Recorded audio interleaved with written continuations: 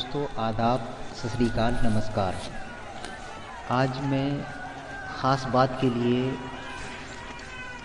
हाज़िर हुआ हूँ और ख़ास बात यह है कि पिछले 26 तारीख से जो मध्य प्रदेश में हो रहा है उसके बारे में कई एक तथ्यक जानकारी जो मेरे पास है, हमारे साथियों द्वारा मुझे मिली है, वो मैं आप तक पहुंचाने की कोशिश कर रहा हूं। उज्जैन में दंगे कैसे हुए, क्यों हुए, अब तक पुलिस क्या कर रही है और सरकार किसके पक्ष में है, सरकार क्या संवैधानिक पदों की माननीय मर्यादा को बचाने की कोशिश कर रही है या आतंकी के साथ है। इन तमाम बातों को लेकर के मैं मध्य प्रदेश के उज्जैन के बेगम बाग में हुई हिंसा के बाद अब अब्दुल रफ़ीक का 2 मंजिला इमारत पुलिस प्रशासन ने ढा दिया है। इसके बाद उनका 19 सदस्यों का परिवार पड़ोसी मीराबाई के यहाँ रह रहा है। दरअसल भारतीय जनता युवा मोर्चा के कार्यकर्ताओं ने इलाके में आपत्तिजनक नारेबाजी की, जिसके बाद पथराव शुरू हो गया। प्रशासन को खबर मिली तो इस पर कार्रवाई करते हुए 26 दिसंबर को रफ़ीक का मकान ढा दिया। मीराबाई ने अपने घर का एक कमरा रफ़ीक को दे दिया। उनका कहना है कि अब्दुल रफ़ीक के साथ बुरा हुआ है, उनकी गलती नहीं थी।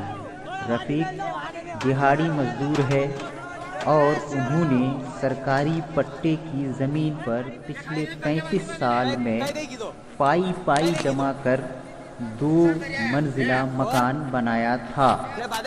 उनका कहना है कि पुलिस हीना और यास्मीन नाम की 2 महिलाओं की तलाश कर रही थी। इलाके में भड़काऊ नारेबाजी करते हुए भाजपा युम के लोगों पर मीरा की छत से 2 महिलाएं पत्थरबाजी करती पकड़ी गई थी।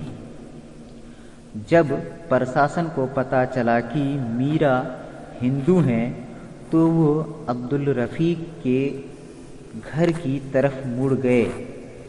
उनकी पत्नी नफीसा और बेटियों को बोलने तक का वक्त नहीं मिला और उनका 2 मंजिला मकान ढा दिया गया। इस एक घटना में 2 संदेश छुपे हुए हैं। पहला ये कि देश की बहुत बड़ी आबादी आपस में सौहार्द के साथ मिलकर रहना चाहती है। दूसरा ये कि भारतीय जनता पार्टी की सरकारें एवं प्रशासन एक सांप्रदायिक विशेष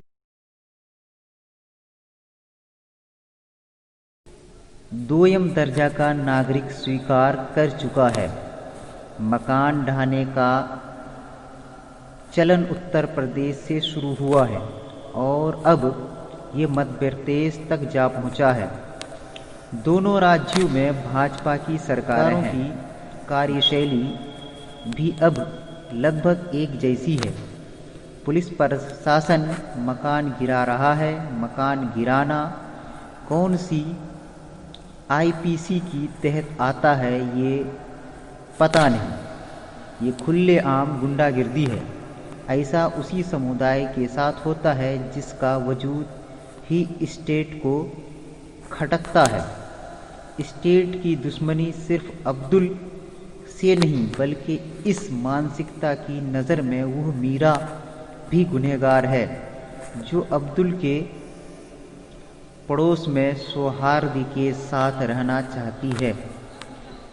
भाजपाइयों के दंगाइयों पर क्या कार्रवाई हुई इसका जिक्र अभी तक किसी भी अखबार में पढ़ने के लिए नहीं मिला। हाँ, मुस्लिम समुदाय के 6 लोगों NSA लगाया गया है। ये सब के सामने है। सरकार और प्रशासन का संदेश स्पष्ट है कि उसकी नज़र में एक सांप्रदायिक दोयम दर्जे का नागरिक है। इसलिए जैसा चाहे जिस तरह चाहे उसके साथ सुलूक किया जा जाए। वो संप्रदाय अगर विरोध प्रदर्शन करे तो उसके आंदोलन को कुचला जाए। प्रदर्शन में शामिल लोगों को मनाने के तरीके से मनमानी तरीके से परेशान किया जाए।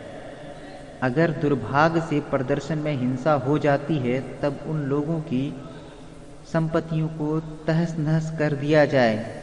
ये सवाल नहीं होगा कि राम मंदिर के नाम पर चंदा मांगने के लिए जुलूस क्यों निकाला जा रहा है, और अगर जुलूस निकाला ही जा रहा है तब उसमें एक समुदाय को आतंकित करने और उसे अपमानित करने के नारे क्यों लगाए जा रहे हैं।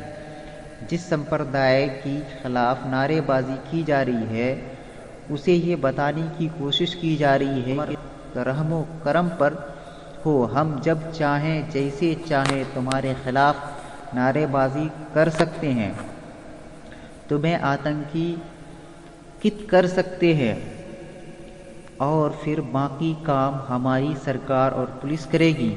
वो संप्रदाय विशेष के घरों में घुसकर तोड़फोड़ करेगी, महिलाओं के साथ बदसलूकी करेगी, मकान पर बुलडोजर चलाएगी और फिर NSA और जैसे संगीन कानून का मनमाना इस्तेमाल किया जाए। मध्य प्रदेश के मंदसौर और उज्जैन में बीते 2 दिनों में घटी घटनाओं में ये सब देखने को मिला।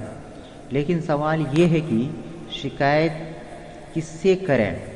समाज में असामाजिक तत्वों की करतूतों की शिकायत पुलिस से की जाती है। पुलिसकर्मी गलती करता है तो उसकी शिकायत बड़े अफसर से की जाती है। अफसर गलती करता है तो उसकी शिकायत मंत्री से की जाती है। मंत्री की करतूत की शिकायत मुख्यमंत्री से की जाती है। लेकिन जब मुख्यमंत्री की पॉलिसी ही एक संप्रदाय को आतंकित करने की हो तो उसकी शिकायत कहाँ करें और कौन सुनेगा। चौकीदार के चोर होने का सबसे बड़ा नुकसान यही है कि देश के बहुत बड़े वर्ग को नफरत का इंजेक्शन देकर इस कदर बेहोश कर दिया है कि वो अपने ही देश के नागरिकों की धार्मिक आस्था और उनके वजूद को मिटाने पर तुल गया है। समाज के पास इस बीमारी का इलाज हुआ करता था, लेकिन क्या करें जब समाज ही इस बीमारी से ग्रस्त हो जाए।